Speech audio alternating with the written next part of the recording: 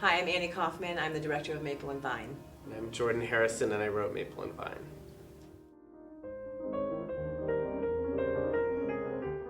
Working with Annie, there's always a lot of laughter in the room.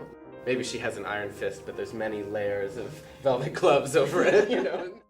Well, I think that Jordan is part of a generation of playwrights and sort of a movement of playwrights that's sort of reclaiming theater for theater's sake. Annie has a way of finding this sort of grit and realism in this within this heightened language. You know, one of our first experiences, I should say, was working together at Playwrights Horizons. We did a workshop of Act a Lady here in 2006. So it feels like we sort of courted here. That Playwrights is our match. Indeed. This started out with the civilians and myself sort of leading this interrogation into people who were interested in escaping the modern world. And so we gathered a bunch of interviews, targeting the Amish and cloistered nuns and earth shippers, who are people who live off the grid.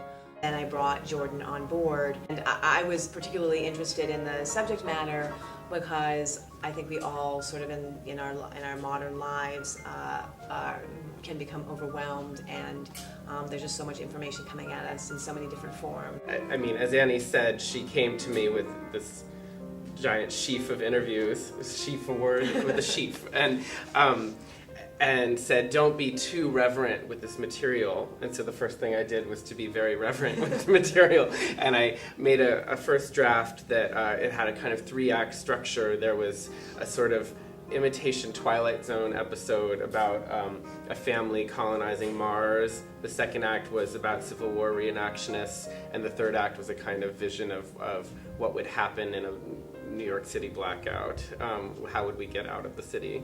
And I remember Annie saying, the ideas are too much in the characters' mouths. That was a note that really struck to the issue for me.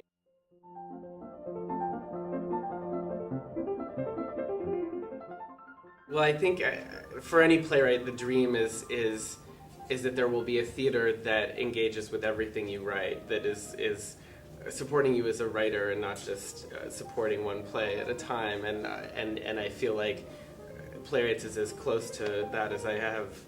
My very first job out of college when I moved to New York was in the literary office at Playwright. So to me it feels like the place where I learned what kind of writer I wanted to be. For me, it's an 11-year relationship with this place, and it's incredible to be back. Yeah.